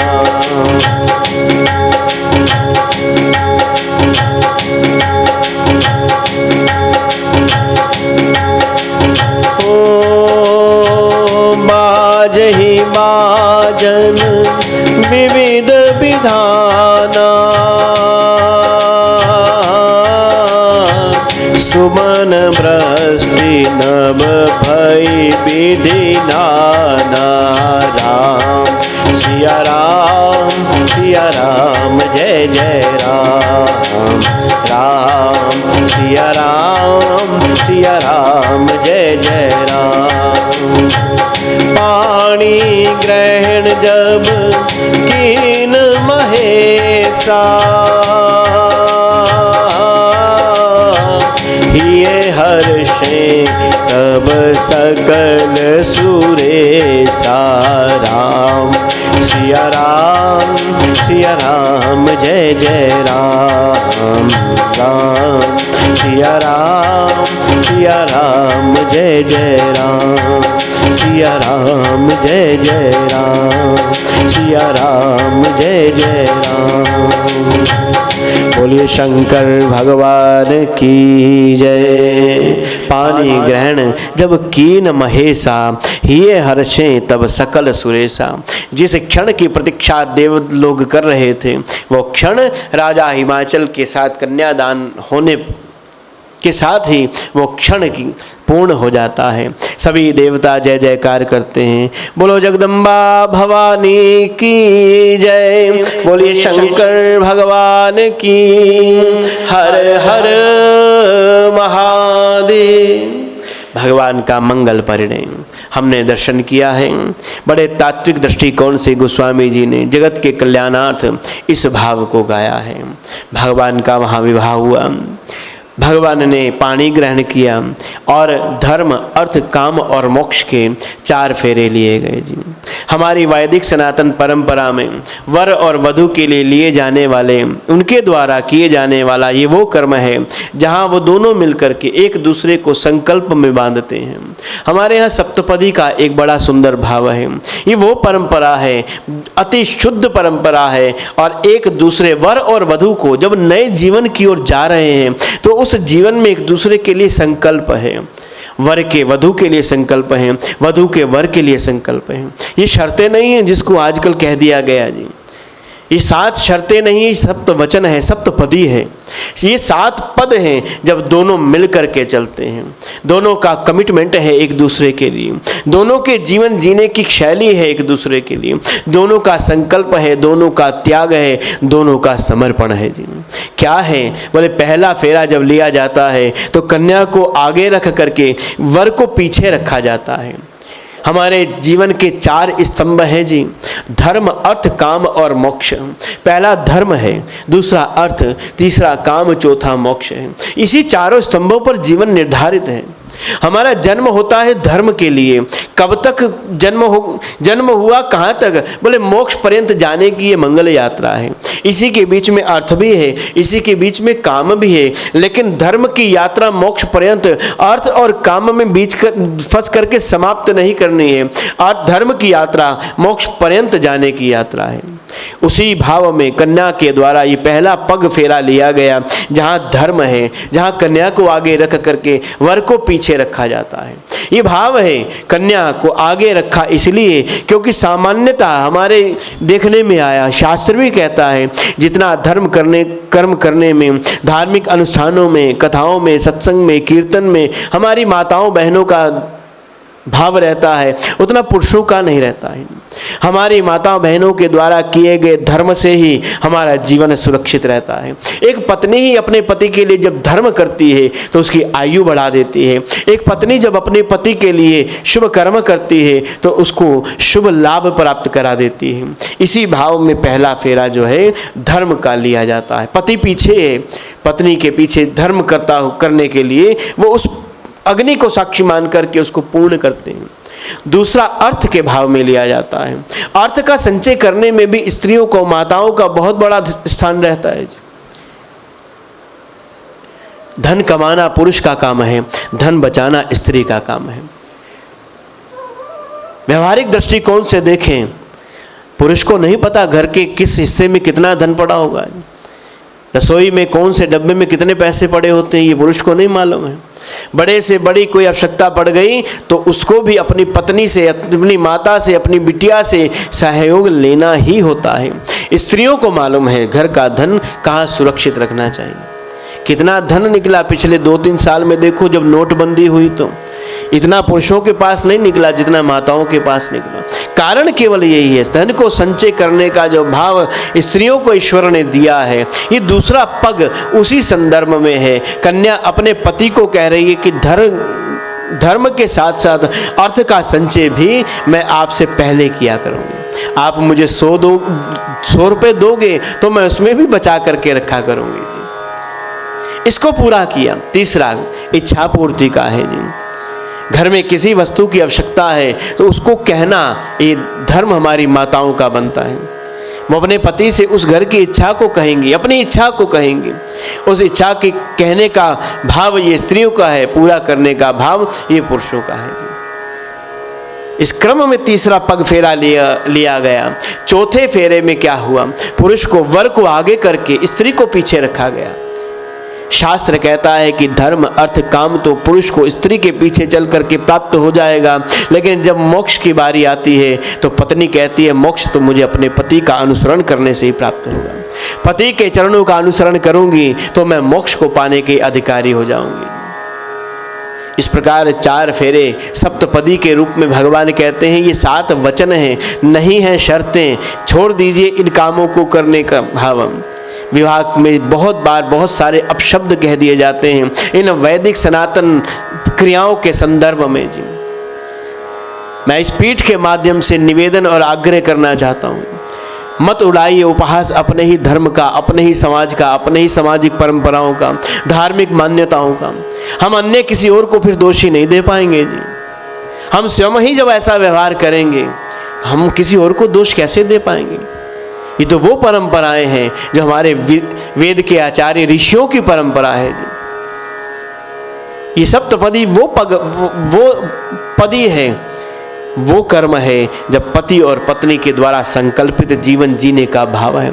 एक का दूसरे के लिए संकल्प है, दूसरे का पहले के लिए संकल्प है। यही तो है विवाह। क्या है? एक तरह का बंधन है, एक तरह का जुड़ना है, एक तरह का समर्पण है। एक पति पत्नी ही नहीं जुड़ते हैं जी, एक परिवार दूसरे से जुड़ता है, एक परंपरा दूसरे परंपरा से जुड़ती है। आज से आपकी परंपरा मेरी, मेरी परंपरा आपकी। मैं जितने परंपरा आप अपनी मानूंगा उतनी ही परंपरा आपकी भी मानूंगा। ये परंपराओं का मिलन है विवाह। नए जीवन को सृजन करने का नाम है विवाह, नए जीवन का निर्माण करने का नाम है विवाह। पति पत्नी मिलकर के कहते हैं, पत्नी से पति कहता है, आपकी जो सप्तपदी में सप्त वचन है कहे तो सही। पत्नी विस्तार से कहती, बड़ी अच्छी सुंदर व्याख्या करते हैं। पत्नी कहती है कि जब भी मैं आपसे किसी वस्तु की मांग करूंगी तो आपको मुझे देना होगा। घर को बनाने में जो भी चाहिए मैं आपसे मांगूंगी, घर को व्यवस्थित करने में जो भी मुझे चाहिए होगा वो आपसे ही मैं कहा करूंगी।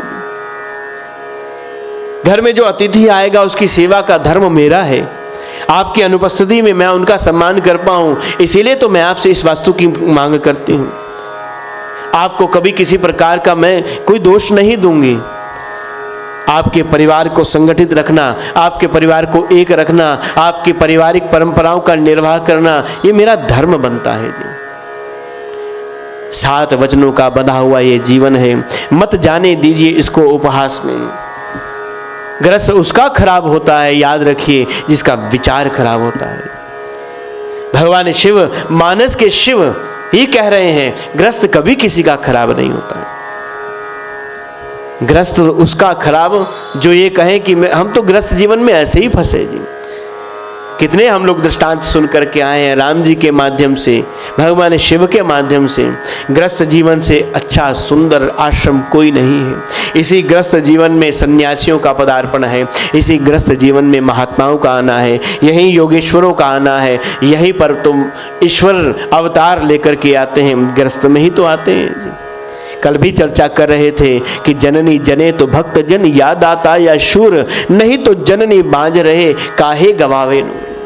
यही ग्रस्त में ही तो समस्त प्रकार के शुभ की कामना होती है जी। आज भगवान ग्रस्त जीवन की ओर अग्रसर हुए हैं। भगवान ने भी उस परंपरा का निर्वाह किया है। हम सब के लिए ज्ञानार्थ, हम सब के लिए तत्वार्थ उसको कहा। अपने सप्तपदी में मैं आपके वचनों को स्वीकार करता हूं। हमारे वचनों में कहा गया, वधू से वर कहता है, मैंने आपके साथ स्वीकार करे हैं, लेकिन एक वचन मेरा भी है, मैं भी तो कुछ कहूं। वर ने कहा, आदो धर्म धरा कुटुंब सुखदाम तथ्या प्रिय भाषणिम। आपको करना क्या है? धर्म का पालन करना है। आदो धर्म धरा कुटुंब सुखदाम तथ्या प्रिय भाषणिम, इसका आपको पालन करना है। परिवार सुख से रहे इसकी मंगल कामना करनी है।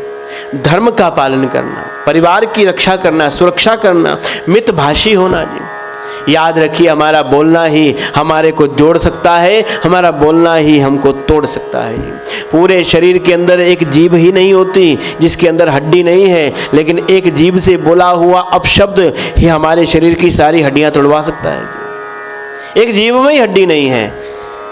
दांत ने कहा जीभ से, हम 32 हैं और तुम एक। जीभ कहती है कोई बात नहीं, मैं गलत बोल दूं तो आदमी सबसे पहले दांत ही आके तोड़ता है। वो कहेगा मैं तेरे 32 के 32 दांत तोड़ दूंगा। इसलिए वचन बोलना हमारा अच्छा होना, मितभाषी हो जी। कुटुंब सुखदाम तथ्या प्रिय भाषणिम, इस भाव के साथ वैदिक सनातन परंपरा का भगवान ने महादर्शन कराया है। मानस में गोस्वामी जी इस प्रसंग को यहाँ विराम दे रहे हैं। भगवान शिव का जो विवाह का प्रसंग है यहाँ पूर्ण होता है। विदाई का जो प्रसंग है, इस भाव को भी गोस्वामी जी ने गाया है जी। बाजई बाजन विविध बदाना, सुमन वृष्टि नम भई विधि नाना। बोलो शंकर भगवान की जय। आज की मंगल यात्रा हम यहाँ विराम देते हैं। भगवान शिव के चरणों में प्रार्थना करते हैं, भगवान आप समस्त प्रकार से सब पर कृपा करें। आप सभी के लिए मंगल कामना करते हैं, आप सभी भी सुख से रहें और एक भाव का निर्माण अपने मन में करें। सर्वे भवन्तु सुखिना, सर्वे सन्तु निरामया, सर्वे भद्राणि पश्यन्तु, माँ कश्चित् दुख भाग भवेत्। मानस के शिव का ये पावन कथा प्रसंग कहने का भाव केवल इतना ही रहा। हम शिव को के जीवन को तात्विक अर्थों में स्वीकार करें। शिव के जो कार्य हैं वो हमारे जीवन को हम लोग उस कार्य को प्रसाद रूप में स्वीकार करेंगे तो हमारा जीवन भी शिव कृपा से, उनकी ही कृपा से अच्छा होगा। इस भाव के साथ मैं वाणी को विराम देता हुआ आज की यात्रा को यहाँ विश्राम देते हैं। बोलो शंकर भगवान की जय। हर हर महादेव।